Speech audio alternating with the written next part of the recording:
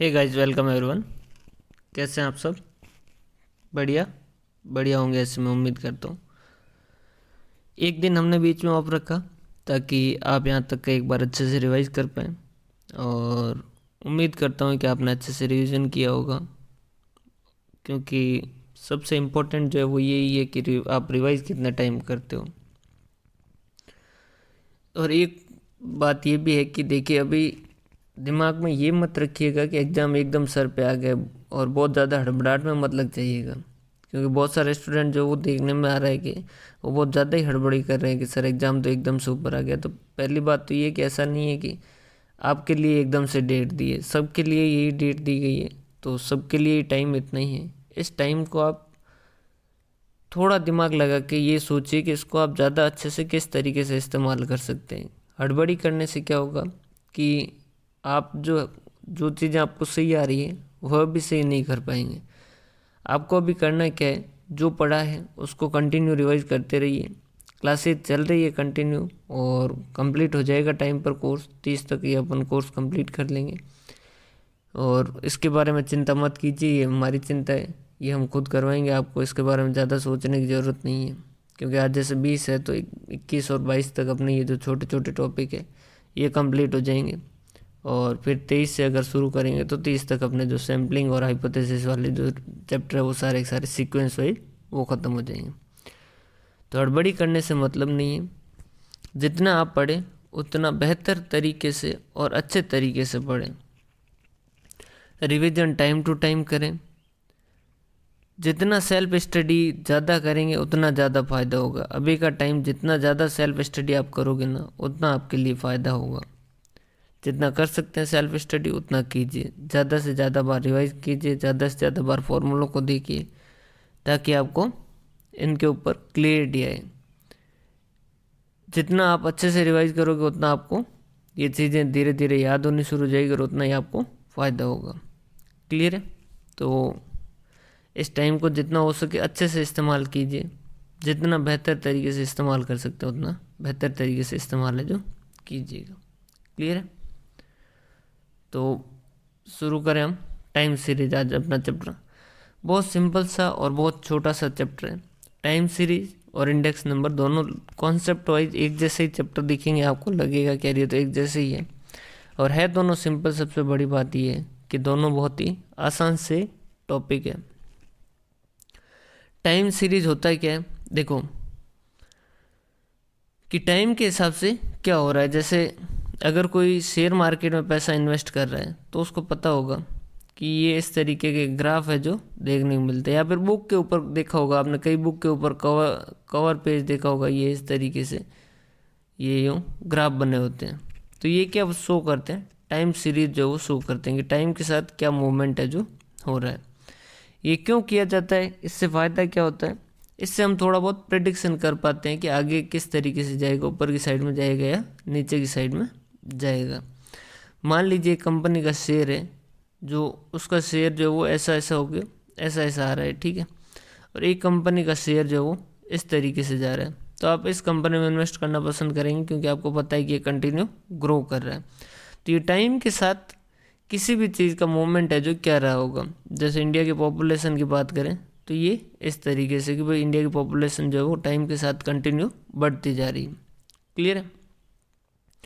तो ये x axis और वाई एक्सिस रख दिया यहाँ पर, जैसे ईयर्स रख दिए यहाँ पर, पॉपुलेशन रख दिया, तो कि पॉपुलेशन है जो कंटिन्यू बढ़ती जा रही है। तो ये क्या, टाइम के साथ किसी डाटा किस तरीके से मूव कर रहा है, हम उसको स्टडी कर रहे हैं।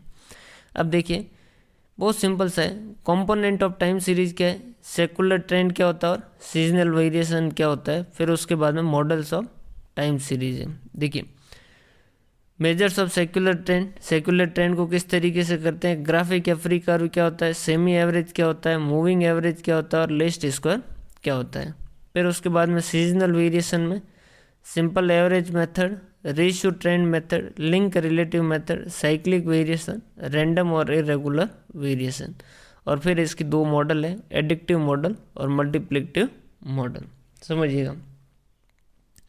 Introduction, we come across a data which is collected on a variable rainfall, production of industrial product, production of rice, sugar cane, import export of country, population, etc. at different time era, hours, day, months, years, etc. Such a data is called a time series data. Time series is a statistical data that is arranged and presented in chronological order over a period of time. जैसे हमने कहा कि India में भाई साहब rice का production कितना था आज़ादी के बाद, 1950, 1960, 1970, 1980, इस तरीके से कि भाई ये मान लीजिए 100 cubic ton, 200 cubic ton, 300 cubic ton. मान लीजिए 1950 में ये 100 क्यूबिक टन था, फिर 1960 में ये 150 हो गया था, 1970 में ये 300 हो गया था। तो ये इस तरीके से हमने क्या किया, टाइम के साथ अपन ने किसी भी चीज़ को अपन क्या कर रहे हैं, स्टडी कर रहे हैं, तो वो क्या होगा, हम क्या करेंगे, उसको अरेंज करेंगे। कैसे? Arrange and presented in chronological order, मतलब बढ़ते हुए क्रम में हम करेंगे over a period of time. Clear है? Most of the time series relating to economic, business and commerce might show a upward trend in case of population, production, sales of product, income, price, or downward tendency might be noticed in time series relating to share price, death, birth rate due to global meltdown or improvement of medical facility, etc. भाई जाहिर सी बात है, population देखेंगे तो कैसा है, वो continue बढ़ रही है, या फिर जैसे बीमारी की वजह से डेथ होने वाली जो है वो कम हो रही है। रीज़न क्या है? क्योंकि पहले जितना बीमारियों का इलाज नहीं होता था, उस वजह से बहुत ज़्यादा लोग हैं जो बीमारियों से जाते थे। आज के टाइम में इलाज है जो होना शुरू हो गया, तो उस वजह से आज के टाइम में जो बीमारी से लोग जाने वाले, उनकी पॉपुलेशन जो वो क्या हो रही है, कम हो रही है। क्लियर है? समझ पा रहे हैं बात आप मेरी? तो ये जो है, ये हम क्या करते हैं, ये अपवर्ड या डाउनवर्ड जो भी है मूवमेंट देखते हैं।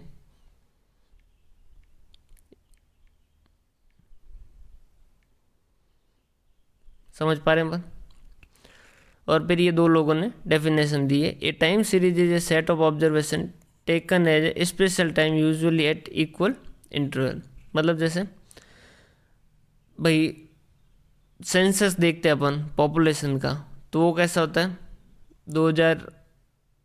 1991, 2001, 2011, 2021, ये इस तरीके से 1991 के हिसाब से जनसंख्या ये थी, 2001 के हिसाब से ये थी, 2011 के हिसाब से ये थी, और 2021 के हिसाब से ये थी। तो ये क्या है, टाइम सीरीज किसके साथ है, एक पर्टिकुलर टाइम इंटरवल के साथ ली जाती है। जैसे कि राजस्थान के अंदर जो पशु गणना है वो कितने टाइम में होती है, हर 5 साल में होती है शायद। तो और जैसे जनसंख्या की गणना कितनी होती है, हर 10 साल में होती है। तो ये क्या एक तरीके से टाइम सीरीज है कि टाइम के साथ किस तरीके से सीरीज बन रही है, किस तरीके का मूवमेंट है जो हो रहा है। क्लियर? ए टाइम सीरीज में be defined as a collection of a reading belonging to different time period of same economic variable or composite of variable।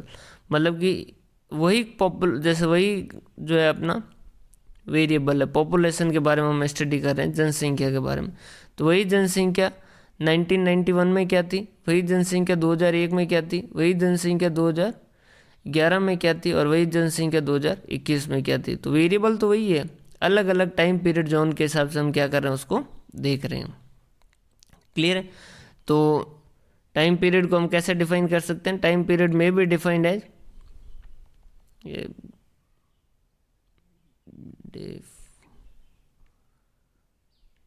may be defined as a collection of reading belonging to different time period। अलग अलग time period से related है same economic variable, वही economic variable और composite of variable. Clear? Component of time series. अब time series के component क्या होते हैं, ये नाम याद रखिएगा क्योंकि सीधा सीधा क्वेश्चन पूछा जाता है। There are a various forces that affect the value of phenomenon in the time series. These may be broadly divided into following 4 category commonly known as the components of the time series। एक तो long term movement और secular trend, एक होता है seasonal variation, एक होता है cyclic variation, और एक होता है रैंडम और इरेगुलर वेरिएशन। देखो लॉन्ग टर्म मूवमेंट क्या होता है, एक आपने नाम सुन रखा होगा इन्वेस्टमेंट से रिलेटेड जो है वॉरेन बफेट का। देखिए अब जब आपके पास टाइम हो ना तो कुछ लोगों की बुक्स पढ़ सकते हो, जैसे एक तो वॉरेन बफेट की, ठीक है, इसकी जीवनी इन्होंने लिखी वो पढ़ सकते हो, या फिर पीटर कॉटलर की जो है वो जीवनी पढ़ सकते हो, जो मार्केटिंग के अंदर जिन्होंने बहुत अच्छा काम किया था। इनकी अगर पढ़ोगे तो आपको इसमें बहुत सारी चीज़ें सीखने को मिलती है। मतलब जैसे पीटर कॉटलर की मार्केटिंग की पढ़ोगे तो मार्केटिंग के साथ आपको बहुत सारी चीज़ें, कुछ चीज़ें अकाउंटिंग की भी सीखने को मिलेगी, कुछ स्टेट्स की भी सीखने को मिलेगी, और बहुत बहुत ही ज़्यादा मतलब उसके अंदर नॉलेज का खजाना होता है। तो वॉरेन बफेट जो है इसने क्या किया था, इन्वेस्टमेंट किस तरीके से किया था, इसने ढंग की कंपनियाँ खरीदी, देखिए सेलेक्ट की, ठीक है, जैसे इसने 10 कंपनियाँ ढंग की सेलेक्ट की और इसने पैसा करके लॉन्ग टर्म के हिसाब से उसने इन्वेस्ट कर दिया। फिर वो उसमें डेली ना शेयर सेल करता था ना परचेज करता था, और एक टाइम के अंदर वो दुनिया का सबसे रईस आदमियों में आ गया। तो ये क्या है, लॉन्ग टर्म मूवमेंट। उसे पता है कंपनी बढ़िया है, कंपनी का मैनेजमेंट सही है, तो शॉर्ट टर्म में चाहे वो ऊपर नीचे हो सकता है कि वो शॉर्ट टर्म में ऊपर जाए नीचे जाए, लेकिन इन लॉन्ग टर्म वो हमेशा क्या होगी, ऊपर ही जाएगी, मतलब अच्छा काम ही करेगी। तो एक तो होता है लॉन्ग टर्म मूवमेंट, क्लियर है। एक होता है सीजनल वेरिएशन। सीजनल वेरिएशन मतलब कि सीजन के हिसाब से आ गया, जैसे कुछ इंडस्ट्री होती है जो सीजनल होती है, जैसे आम के जूस की जो है वो दुकानें लगती है, वो पर्टिकुलर जैसे मार्च अप्रैल मई जून के अंदर ही लगेगी, अप्रैल मई जून जुलाई तक रहेगी और उसके बाद चली जाएगी। तो ये सीजनल वेरिएशन आते हैं, कुछ साइक्लिक वेरिएशन आते हैं, कुछ रैंडम है इरेगुलर वेरिएशन। अपन इसको एक एक के बारे में, ये सिंपल ट्रेंड, ये सीजनल वेरिएशन और ये सारे जो अपन चारों को पढ़ेंगे। रैंडम वेरिएशन कैसा होगा, जैसे कि फ्लड आ गया या कोरोना आ गया, ये सारे क्या है, इरेगुलर वेरिएशन। तो देखो secular trend is a long tendency of a time series to move an upward और डाउनवर्ड डायरेक्शन। लॉन्ग टर्म के अंदर जैसे शेयर की प्राइस जो है, जैसे रिलायंस की आज की प्राइस जैसे देखोगे तो वो हो सकता है इस तरीके का मूवमेंट बना दे, किसी भी तरीके का मूवमेंट बना दे, या इस तरीके का मूवमेंट बना दे। लेकिन लॉन्ग टर्म में देखोगे तो ये इनका इस तरीके का मूवमेंट बनेगा, थोड़ा कांस्टेंट हो जाएगा, या तो अपवर्ड जाएगा या डाउनवर्ड जाएगा, ठीक है। और नॉर्मली लॉन्ग टर्म के अंदर अपवर्ड रहने के चांसेस ज़्यादा रहते हैं अगर कंपनी ढंग का काम कंटिन्यूस कर रही। तो कुछ नोकिया वगैरह जैसे साइड में करते हैं, तो बाकी लगभग जो है वो कंपनियां लॉन्ग टर्म में अच्छा करती है तो ऊपर की साइड ही जाएगी, नहीं तो बंद ही हो जाती है, क्लियर है। तो secular trend is a long tendency. अब क्वेश्चन पूछ लिया कि सेकुलर ट्रेंड जो किससे रिलेटेड है, तो लॉन्ग टर्म से रिलेटेड है, of a time series to move upward और डाउनवर्ड डायरेक्शन। इट इंडिकेट, ये क्या इंडिकेट करता है भाई, ये लॉन्ग टर्म का है तो लॉन्ग टर्म के हिसाब से ये इंडिकेट करेगा लॉन्ग टर्म में अच्छा किया है या बुरा किया। It indicate how on the whole it has behaved over a entire period under reference. अब लॉन्ग टर्म का मतलब सर कितना लॉन्ग टर्म, मतलब जैसे पॉपुलेशन है तो पॉपुलेशन में 100 साल का भी अगर करोगे ना तो जैसे ये होगा कि 1901 फिर 1911, क्योंकि 10-10 साल से तो उसके डाटा कलेक्ट करते हैं, 1921 1931 इस तरीके से। जबकि यहीं पर रिलायंस के शेयर की बात करोगे तो ऐसा भी हो सकता है कि 2001 2002 2003 2004। तो लॉन्ग टर्म क्या है वो अपन फिक्स नहीं कह सकते कि लॉन्ग टर्म क्या है। अब इसके लिए लॉन्ग टर्म 100 साल लॉन्ग टर्म है, लेकिन 10 साल तो इसके लिए लॉन्ग टर्म है ही नहीं पॉपुलेशन के लिए। तो इस तरीके से जैसा भी आपका है उसके अंदर अगर आप लंबे पीरियड के लिए आप इसको चेक करें तो ये बताएगा, it indicate how on the whole it behaved over a entire period under reference. जो जितना पीरियड अपन ने लिया है, जैसे 1901 से अपन 2021 तक के डाटा ले रहे, तो 1901 से लेकर 2021 तक डाटा किस तरीके से रहे। These are the result of long-term forces that gradually operates on the time series variable. A general tendency of a variable to increase, decrease or remain constant in long term. देखो general tendency क्या है, long term में या तो upward जाएगा या downward जाएगा, remain constant रहने के चांसेस नॉर्मली कम रहते हैं। Though in small time interval it may increase और decrease is called trend of variable. समझिएगा,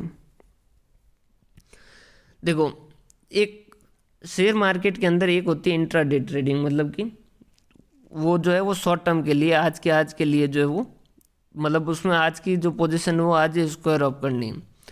तो उसमें तो क्या होगा, उसमें अगर कोई खेलता है ना तो वो उसमें ज़्यादा सट्टा रहता है, मतलब कि उसके अंदर जैसे अभी परचेज किया मैंने 25 रुपये में, तो शाम को मुझे वापस सेल करना है, तो वो शाम को अगर प्राइस कम हुई तो फिर मेरे पास ऑप्शन नहीं है, क्योंकि मैं शॉर्ट टर्म में देख रहा हूँ। जबकि लॉन्ग टर्म में अगर मैं इन्वेस्ट कर रहा हूँ, ढंग की कंपनी में इन्वेस्ट कर रहा हूँ, तो लॉन्ग टर्म में इन्वेस्टमेंट किया है तो मुझे एक मूवमेंट, एक ट्रेंड देखने को ही मिलेगा। मतलब लॉन्ग टर्म में कंपनी अगर जैसे बढ़िया कंपनी है, टाटा के अगर आप शेयर देखोगे कई सालों से, अगर उसका ग्राफ, अगर जैसे कोई भी ऐप देखोगे जो इनके बारे में बताती है आपको, या फिर आप गूगल पे लिखिएगा टाटा का जो है वो Tata share secular trend analysis है, इस तरीके से लिखिएगा, ताकि आपको वहाँ से भी समझ आ जाएगा कि लॉन्ग टर्म के अंदर किस तरीके से ये बिहेव करता है। Example, population of A country has increasing trend over a year due to modern technology, agriculture and industrial production also increasing। Industry की भाई आज के टाइम में टेक्नोलॉजी बढ़ गई है, इस वजह से आज के टाइम में जो फसल वगैरह वो भी इंक्रीजिंग ट्रेंड में। या फिर due to modern technology, health facilities, death rate जो है वो डिक्रीज हो रही है, लाइफ एक्सपेक्टेंसी जो है वो इंक्रीज हो रही है। लाइफ एक्सपेक्टेंसी मतलब एक आदमी कितने सालों तक जिएगा, तो ये भी आज के टाइम में इंक्रीज हो रही है। Secular trend is be long term tendency of the time series to move on upward और डाउनवर्ड डायरेक्शन, या तो अपवर्ड या डाउनवर्ड, लेकिन ये लॉन्ग टर्म के हिसाब से। It indicate how on the whole behaved over a entire period under reference. These are the result of long term forces that gradually operate on a time series variable. अब देखिए, जैसे ये तो हो सकता है कि भाई पॉपुलेशन जो वो जैसे आपने 10 साल का किया तो वो तो इस तरीके का हो सकता है, मतलब कि जैसे इस 2 साल के अंदर मान लीजिए कोई बीमारी रही, कोरोना वगैरह रहा, तो पॉपुलेशन एकदम से कम हो गई और वापस इस तरीके से हो सकता है। लेकिन लॉन्ग टर्म में उसका एक नॉर्मल मतलब फ्री हैंड टाइप का रहेगा, मतलब उसके अंदर ऐसे छोटे छोटे वेरिएशन कम देखने को मिलेंगे, क्योंकि लॉन्ग टर्म के अंदर अगर पॉपुलेशन इंक्रीज हो रही तो पॉपुलेशन इंक्रीज ही होगी, इस तरीके से होगा। समझ पा रहे बात? क्योंकि शॉर्ट टर्म के अंदर इफेक्ट कर सकता है कोई भी जैसे फैक्टर है जो शॉर्ट टर्म को ज़्यादा इफेक्ट कर सकता है, लॉन्ग टर्म के अंदर इनका इफेक्ट है जो थोड़ा कम हो जाता है। If you example of these long term forces will make a time series to move in any direction over a long period of और long changes per capita income, improvement in growth, population वगैरह। ये अब अपने को देख के समझ आ सकता है कि भाई अपने टाइम सीरीज कहाँ काम आएगी, अपनी तो पहली चीज़ ये। तो भाई देख सकते हैं कि भाई पॉपुलेशन का अपन ने टाइम सीरीज के हिसाब से ग्राफ बनाया कि इस तरीके से अपन ने जो फसल है उनका प्रोडक्शन का ग्राफ बनाया कि भाई कैसा है। अब अगर ये दोनों एक तरीके से बढ़ रहे हैं तब तो ठीक है कि भाई पॉपुलेशन बढ़ रही है तो उसके साथ साथ हमारा प्रोडक्शन भी बढ़ रहा है।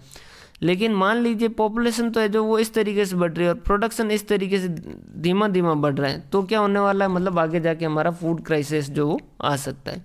Most of the time series relating to economic, business, commerce might show a upward tendency in case of population, production, sales of production, growth, income, price, और डाउनवर्ड जो है वो हो सकता है टाइम सीरीज किसके अंदर, शेयर प्राइस। वैसे शेयर प्राइस के अंदर भी लॉन्ग टर्म में देखोगे तो बहुत कम ही जो है शेयर प्राइस में डाउनवर्ड देखने को मिलता है। जैसे आप ये NSE, BSE जो है इनके इंडेक्स है जो देखोगे तो भी आपको समझ आएगा, वो भी एक तरीके से टाइम सीरीज का हिस्सा है। ये हो गया और इंडेक्स नंबर हो गया, दोनों चैप्टर एक जैसे ही है। Death, birth rate due to global meltdown और improvement in medical facility ETC, all these indicate trend. ये सारे के सारे क्या करते हैं, हमें ट्रेंड बताते हैं। सीजनल वेरिएशन, सीजनल वेरिएशन मतलब क्या है, देखो सेकुलर मतलब लॉन्ग टर्म, ठीक है, इसे सिंपल ट्रेंड जो है वो ये हो गया। और सीजनल मतलब कि एक कुछ टाइम पीरियड के लिए, स्पेसिफिक टाइम पीरियड का होता है। जैसे अपन ने क्या कहा था, इसका एग्जांपल जैसे आम का जूस, तो आम का जूस अगर आप अपने आसपास देखोगे तो जो शॉप होती है, जैसे राजस्थान के अंदर जो वो नॉर्मली गुजरात से जो ज़्यादा सेल करने के लिए यहाँ पर आते हैं, तो कब आते हैं, मार्च के अंदर आके अपनी दुकान लगाते हैं, अप्रैल के अंदर यहाँ रहते हैं, मई के अंदर यहाँ रहते हैं, जून के अंदर यहाँ रहते हैं और जुलाई वापस चले जाते हैं। तो ये क्या है, सीजनल वेरिएशन। मतलब अब सीजनल बिजनेस तो समझते ही हो ना, छाता जैसे कब बिकेगा, बरसात की मौसम आएगा तभी छाता बिकेगा, ऐसा थोड़ी है कि बाद में बिकेगा। क्लियर है। तो वो कब किस टाइम में बिकेगा, वो किस तरीके का बिजनेस है, वो सीजनल बिजनेस है। वहाँ पर हम क्या कहते हैं, शॉर्ट टाइम के हिसाब से वो होता है। तो वैसा seasonal variation over a span of 1 year, seasonal variation takes place due to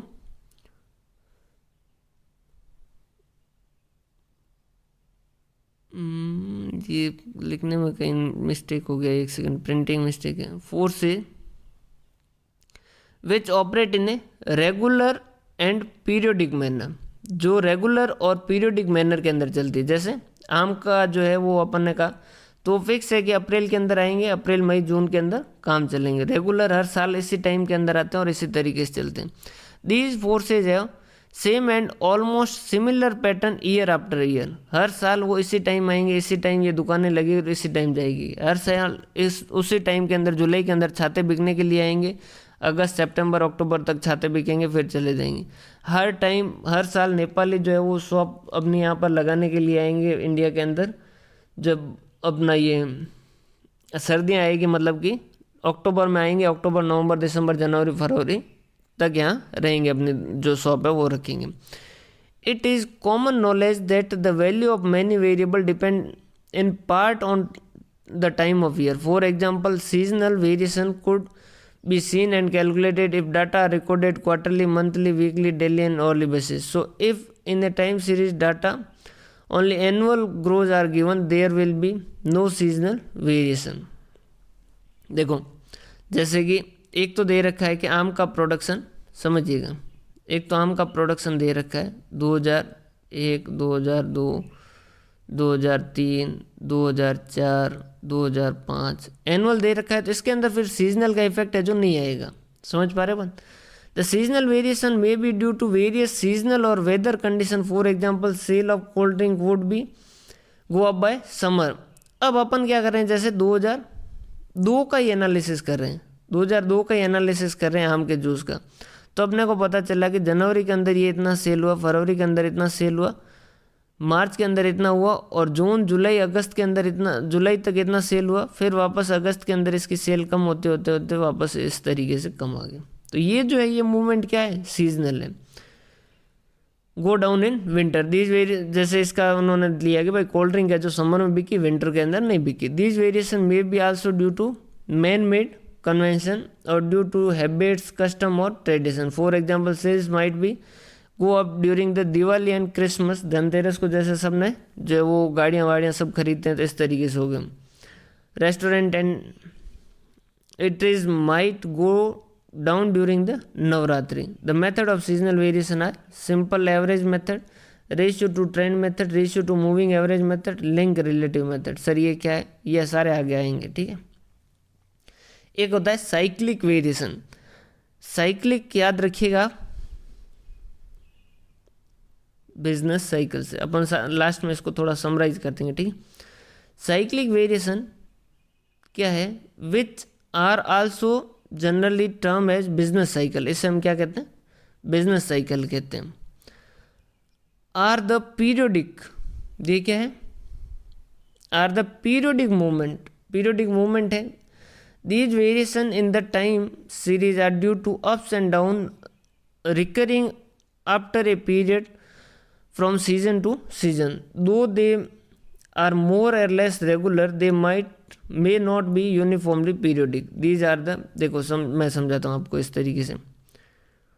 जैसे ये एक बिजनेस साइकिल होती है,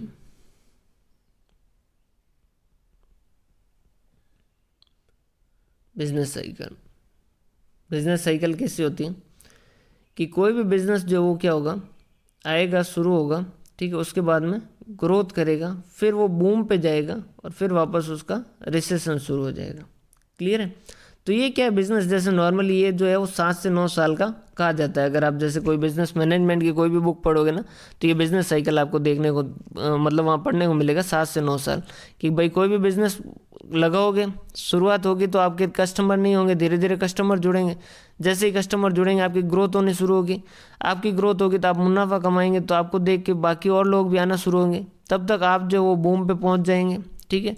फिर बहुत ज़्यादा कंपटीशन आ जाएगा, फिर ये प्रोडक्ट है जो धीरे धीरे ख़त्म होना शुरू हो जाएगा और इसकी जगह कोई नया प्रोडक्ट है जो आना शुरू हो जाएगा। फॉर एग्जांपल जैसे मोबाइल, कीबोर्ड वाला मोबाइल लेके आया, नोकिया लेके आया, उसने इंट्रोडक्शन किया, कुछ कस्टमर जुड़े, फिर धीरे धीरे बहुत ज़्यादा जुड़े, फिर ज़्यादा जुड़े तो फिर सैमसंग आ गया, फिर और ज़्यादा आ गए, और ज़्यादा आ गए, और ज़्यादा कंपटीटर आ गए, ठीक है। और फिर धीरे धीरे धीरे धीरे जो है ये इसका कम होने लग गया, मतलब ये कम होने लग गया। अब नोकिया अगर समझदार होता और वो नया प्रोडक्ट कोई लॉन्च कर देता अपना, तो वो अलग चीज़ है। बाकी ये जो है ये क्या कहलाती, बिजनेस साइकिल। समझ पा रहे हैं? तो ये क्या है, these are the movement which are present in any business activity and is termed as a business cycle. It has got 4 phases containing prosperity, boom जो है सबसे टॉप वाली, रिसेशन और डिप्रेशन और वापस रिकवरी। क्लियर है? इसको इस तरीके से भी लिखा जाता है, इस तरीके से भी लिखा जाता है। आप जैसा लिखना चाहिए कि भाई पहले बूम पे गए, उसके बाद में वापस डिक्लाइन हुआ, फिर वापस रिकवरी होके ये वापस अपवर्ड, तो इस तरीके से भी जा सकता है। क्लियर कि भाई बूम पे थे, फिर रिसेशन आना शुरू हो गया, डिप्रेशन पहुंच गए, वापस रिकवरी शुरू की। ये भी एक बिजनेस साइकिल है जो इस तरीके से भी हो सकता है। क्लियर?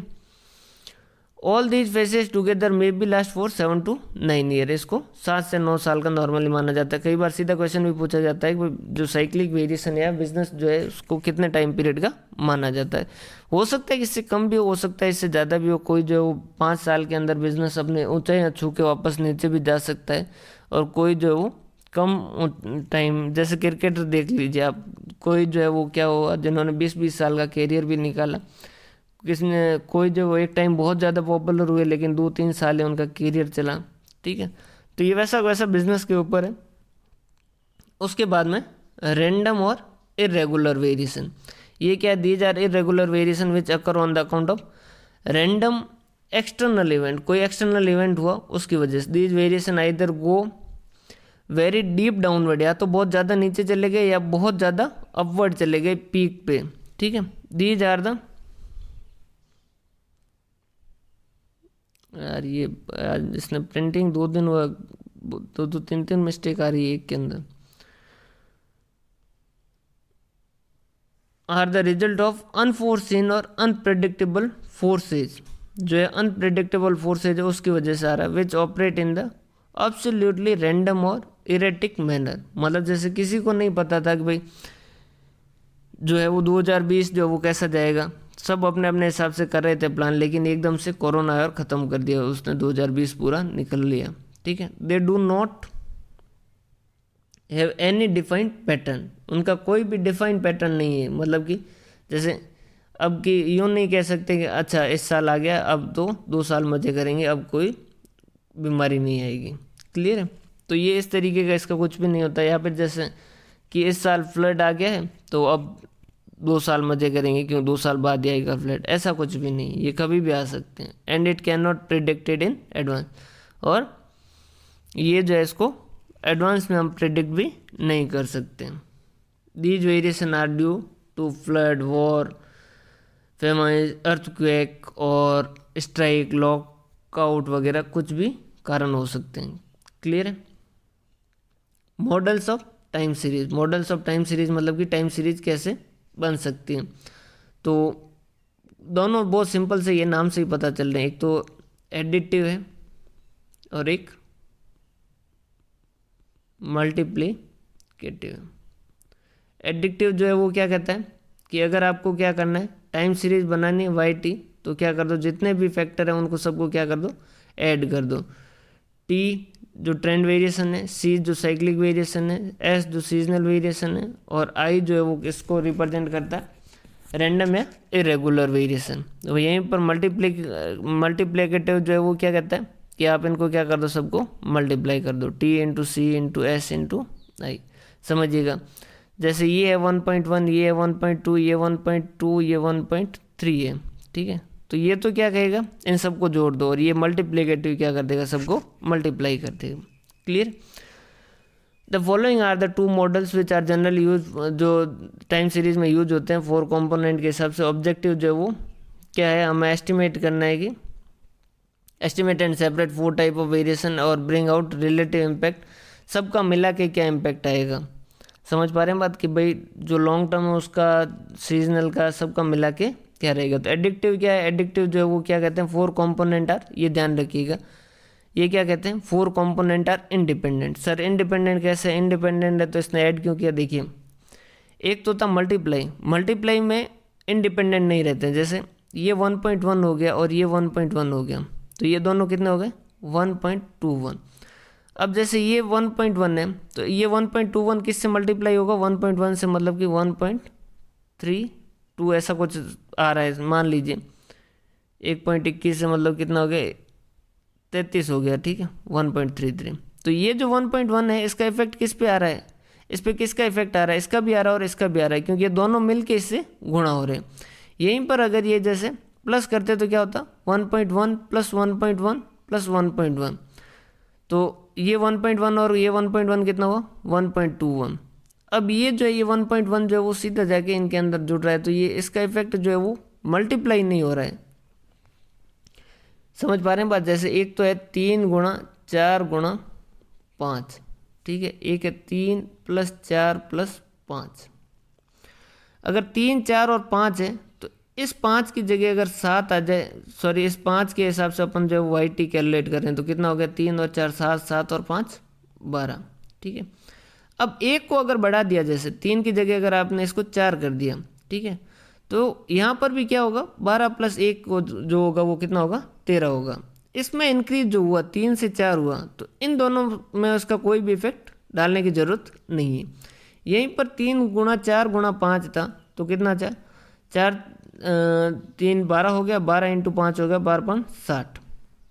अब जैसे इस 3 की जगह आप 4 करोगे ना तो सीधा 60 की जगह 61 नहीं हो जाएगा, क्यों, क्योंकि ये 4 होते से इसको मल्टीप्लाई होगा, इसको मल्टीप्लाई होगा, मतलब सब मिला के टोटल इसका इफेक्ट आएगा, तो ये इंडिपेंडेंट नहीं रहते हैं। तो प्लस जब भी होता है तो इंडिपेंडेंट होते हैं, मल्टीप्लाई होता है तो इंडिपेंडेंट नहीं होते। The pattern of occurrence and magnitude of movement in any particular component does not affect और not affected by the other component, सब इंडिपेंडेंट है। अंडर दिस एजम्पशन 4 कॉम्पोनेंट जो अर्थमेटिकली एडिक्टिव कर देते हैं। और मल्टीप्लिकेटिव इसका just opposite, assume that the forces give rise to 4 type of the variation are interdependent, और अगर एक के अंदर चेंज होगा तो वो सब के अंदर चेंज करेगा, इसलिए सबको मल्टीप्लाई करते हैं। अब जो है वो हम क्या करते हैं, इस लॉन्ग टर्म को किस तरीके से जो है वो मेजर करते हैं। बहुत सिंपल सा तरीका मैं आपको सीधा सीधा बता देता हूँ। देखो पहला तो ग्राफ जो है वो क्या कहता है कि एक काम करो, आपको क्या करना है, जैसे टाइम सीरीज बनानी, मान लीजिए 2010 से शुरू करते हैं अपन, 2010 2011 2012 2013 2014 2015 2015 तक का ही करते हैं ना, ये हो गया 2010 के अंदर। मान लीजिए महंगाई जो थी वो किसी पर्टिकुलर एक चीज़ की जो है वो, जो एक बैट था वो 1000 रुपये में आता था। 2011 के अंदर उसके भाव जो 1100 हो गए, 2012 में इसके भाव हो गए 1250, 2013 में इसके भाव हो गए 1400, 1450, फिर यहाँ पर जो है वो 1700 हो गए और फिर यहाँ 2000 हो गए। क्लियर है। पहला जो है वो क्या है, फ्री हैंड या ग्राफ मेथड। ये क्या कहता है कि एक काम करो, आप एक ग्राफ बनाओ। हमने कहा जी सर बनाते हैं, बताइए कैसे बनाएं। तो उन्होंने कहा देखो इधर तो आप लिखो, ये हो गया आपका ग्राफ, यहाँ पर तो ईयर लिख दो 2010 2011 2012 2013 2014 एंड 2015। क्लियर है। यहाँ पर 100 200 300 400 500 600 700 800 900 1000 होगा नहीं, मतलब सीधा करना पड़ेगा, 200 400 600 800 1000 1200 1400 1600 1800 और 2000। ठीक है। सिंपल ग्राफ क्या कहता है कि एक काम करो, आप इनको सीधा ग्राफ पे प्लॉट करो। 2010 में क्या था 1000 था, तो 2010 ये 2010 और ये हो गया, समझ पा रहे हैं बात। 2010 में 1000 पे था, तो ये पॉइंट हो गया, इसको पॉइंट को टिक बना दीजिए पॉइंट। 2011 में कितना हो गया था 1100, तो 2011 का इसके हिसाब से आएगा 1100 के हिसाब से ये पॉइंट यहाँ आ गया मान लीजिए,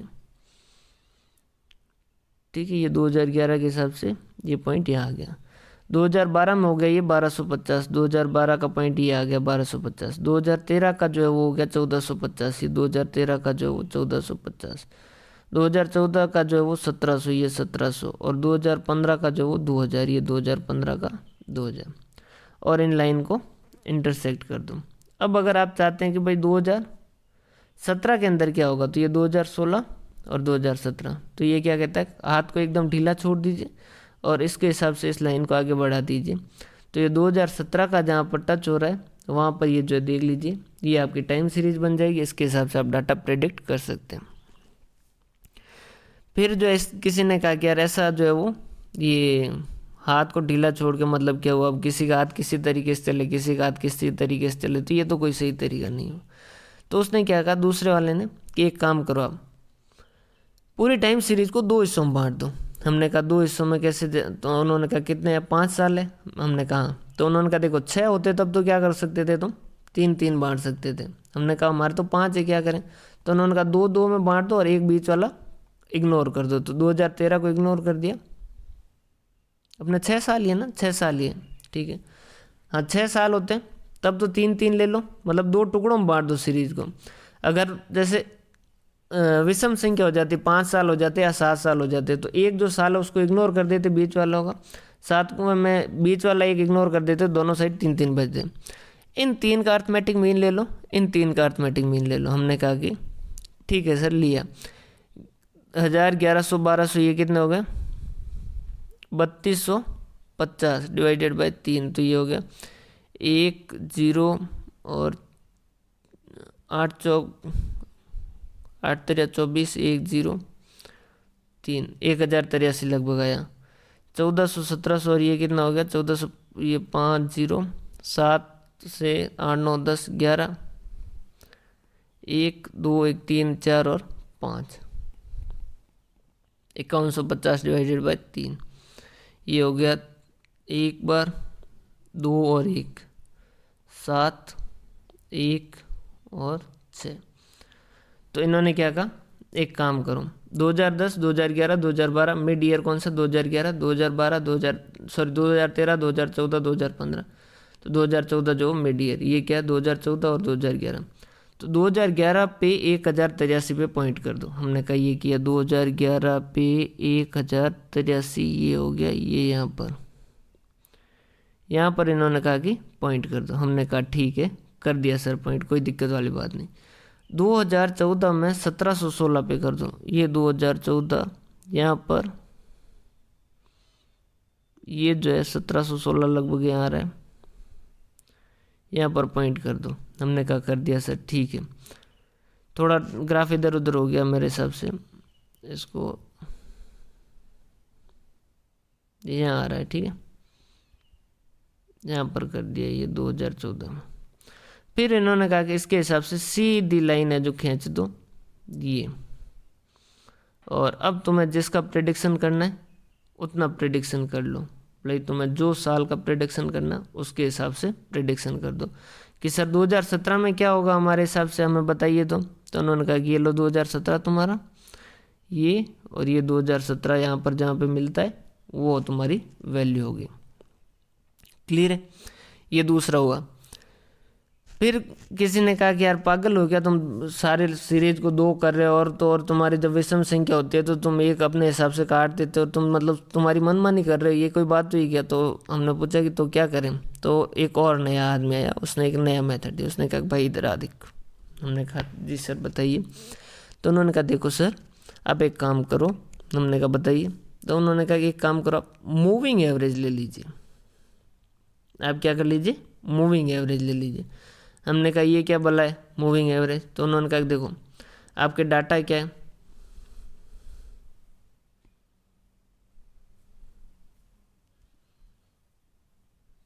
कॉपी,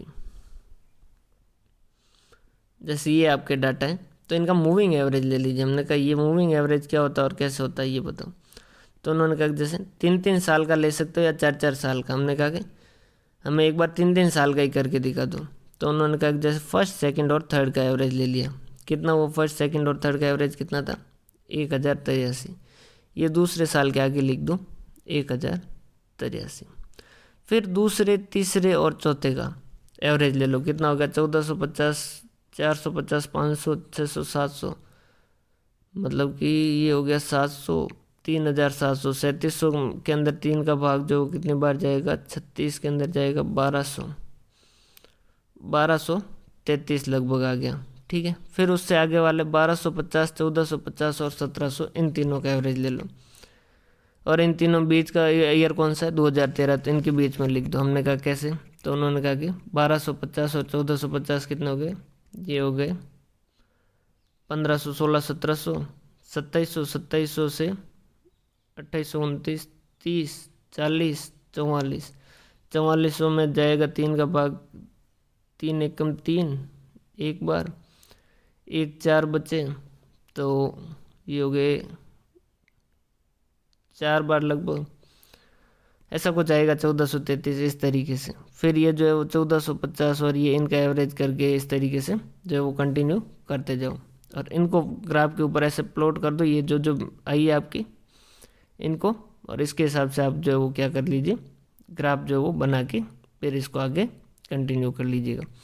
ठीक है, और उसके बाद में जो है वो एक लास्ट जो वो लिस्ट स्क्वायर मेथड, जो लिस्ट स्क्वायर मेथड क्या कहता है कि आपने सर रिग्रेशन पढ़ा था क्या? हमने कहा जी रिग्रेशन पढ़ा था। तो उन्होंने कहा बस एक काम कीजिए, उस रिग्रेशन में जो आपने y बराबर a प्लस बी एक्स जो किया था ना, वैसे इक्वेशन बना के वैल्यू प्रेडिक्ट कर लीजिए। तो ये 4 मेथड है। देखो, graphic method, the data is given, time series is plotted on a graph and all the points are joined together with a straight line. This curve would be irregular as it include short run, जो छोटे मोटे जो भी आएंगे obsolete वगैरह ऊपर नीचे वो भी आएंगे। These irregular are smoothen out of drawing free hand, हाथ को ढीला छोड़ के वो कह रहा है कि लाइन कर लीजिए। This curve would eliminate the short, जो छोटे मोटे जो शॉर्ट टर्म के अंदर ऊपर नीचे हुए उनको हटा देगा ये, और जनरल टेंडेंसी डाटा की बता देगा। While drawing this cover it should kept in mind that curves should be smooth and the number of point above the trend should be more or less equal to the number of point drawn. Merits क्या है? It is very simple and easy to understand. It does not require any mathematical calculation. कोई mathematical calculation नहीं होती इसके अंदर, बहुत आसानी से कर सकते हैं। लेकिन क्या है, ये सब्जेक्टिव कॉन्सेप्ट, अब किसी का हाथ जो वो इस तरीके का उसको और बढ़ाना है तो वो यूँ भी कर सकता है, और किसी को अगर नीचे की साइड में करना है तो वो यूँ भी कर सकता है। क्लियर? क्योंकि अब फ्री हैंड का मतलब क्या है, ठीक है, हेंस डिफरेंट पर्सन जो वो अलग अलग बनाएंगे। भाई जैसे कोई जो वो ड्राइंग जो वो इस तरीके से भी बनाता है, ठीक है, और कोई जो वो इस तरीके की ड्राइंग बना देता है कि आगे वाले की शक्ल जो है वो दिख जाए। मतलब यूँ समझिए कि कोई जो वो आगे वाले की अगर ड्राइंग बना के दे तो आगे वाला उसकी गलती माफ़ कर दे, उससे जुड़ सकता है, और हो सकता है कि कोई अपने जैसा वो जो पेंटिंग है उसकी बना के दे दे तो आगे वाला ज़िंदगी में उससे वापस बात नहीं करें। क्लियर है? तो ये फ्री हैंड में ये दिक्कत रहती है। If the length of period for which the curve is drawn is very small it might give totally erroneous result. वो कह रहा है अगर लेंथ जो है वो बहुत छोटी ले ली, जैसे कि 2 साल की, 3 साल की, ठीक है, तो अब तो फिर ये कोई खास काम का रहेगा भी नहीं, मतलब छोटा सा ग्राफ बनेगा 2 साल का, इतना सा।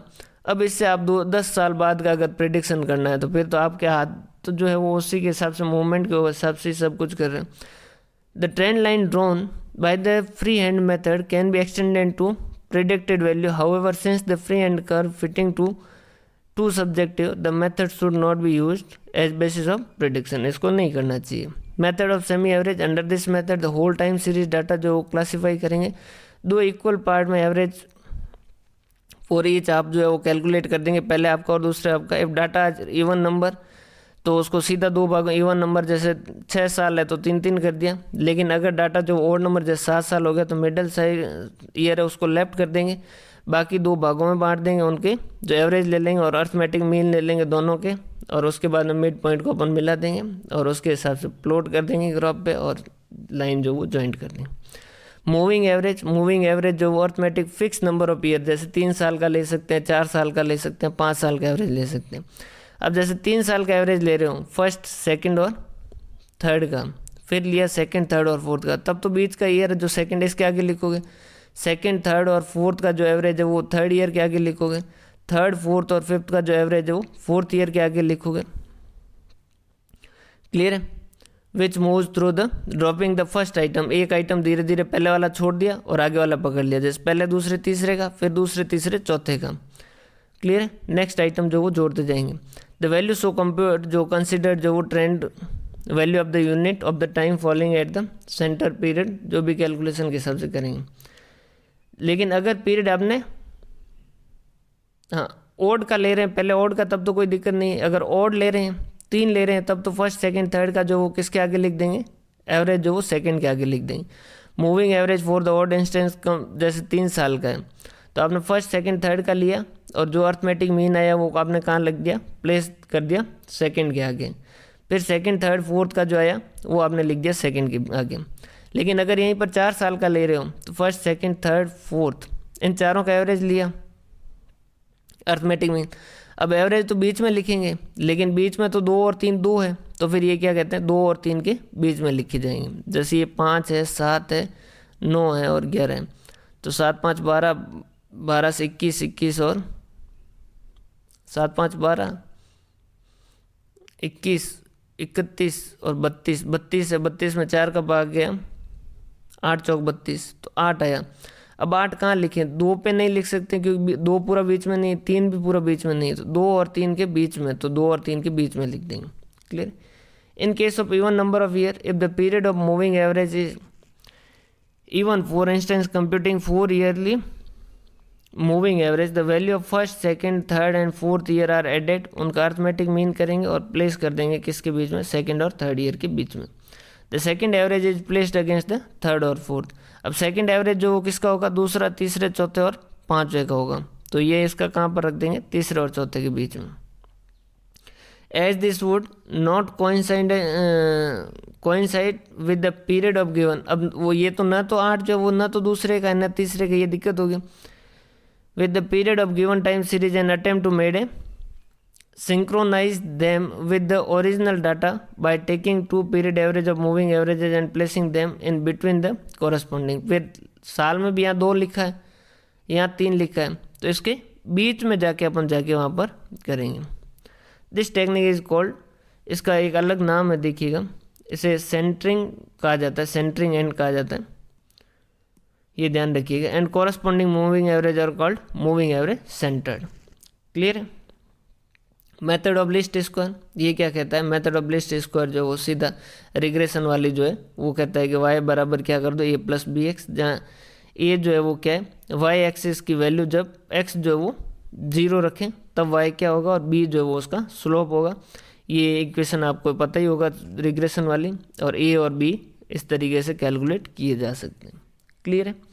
तो ये था आपका कॉन्सेप्ट किसका, टाइम सीरीज का। और इसके अंदर सीधे सीधे सिंपल क्वेश्चन पूछे जाते हैं टाइम सीरीज के अंदर और इंडेक्स नंबर के अंदर, तो इसको आप अच्छे से रिवाइज कीजिएगा और जितना पढ़ा है उतना अच्छे से रिवीजन करते रहिएगा। कोर्स अपना टाइम पे हो जाएगा, उसकी चिंता मत कीजिए, क्योंकि जहाँ से सबसे ज़्यादा क्वेश्चन पूछते हैं वो पोर्शन अपना हो चुका है। अब जो है ये छोटे छोटे टॉपिक है, ये जैसे 3 आज ये हो गया, अब कल जो है अपना इंडेक्स नंबर कर लेंगे और परसों जो वो वाइटल स्टैटिक्स कर देंगे, ताकि ये 3 कंप्लीट होते से अपनी तारीख हो गई 20, 21 और 22, फिर 23 से अपन शुरू करेंगे तो 28 तक जो है वो अपने सैम्पलिंग और हाइपोथेसिस वगैरह वगैरह वो सारे हो जाएंगे, और 29 और 30 को प्रोबेबिलिटी कर लेंगे। क्लियर है। तो ये सारी चिंता आप छोड़ के ये चिंता मेरे पे रहने दीजिए, आप अपनी स्टडी को जो ज़्यादा कीजिए, अच्छे से कीजिए। अपन सैटरडे संडे की क्लास जो वो ऑफ नहीं रख रहे हैं, ये क्लासें ले रहे हैं।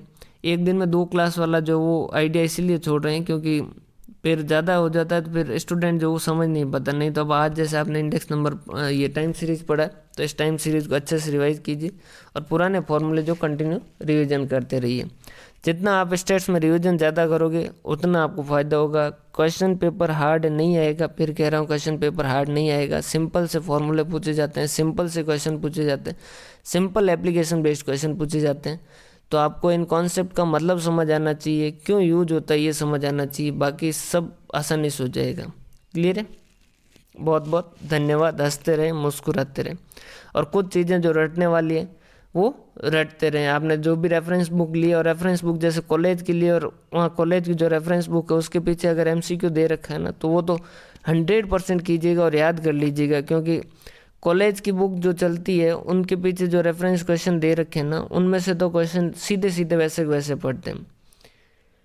जैसे ये अभी जो एग्ज़ाम हुए थे, ये कॉलेज लेक्चरर के, आरपीएससी के, और भी जैसे एग्ज़ाम हुए थे, इनके अंदर आरपीएससी के तो जितने भी क्वेश्चन होते हैं उसके अंदर कॉलेज लेक्चरर जो क्वेश्चन होते हैं ना, ये बुक्स में, कॉलेज की बुक्स में, उनके पीछे से सीधे सीधे क्वेश्चन जो वो पूछे जाते हैं, तो उनको बिल्कुल मत छोड़िएगा। वो जितने भी हो वो पूरे के पूरे कर लीजिएगा। हर चैप्टर के पीछे वैसे ज़्यादा क्वेश्चन नहीं दे रखे होते, 5-7 क्वेश्चन है, लेकिन यकीन मानिए कि आपका 5 से 10% का पोर्शन तो वो सेम एज इट इज़ वहाँ से छपने वाला है।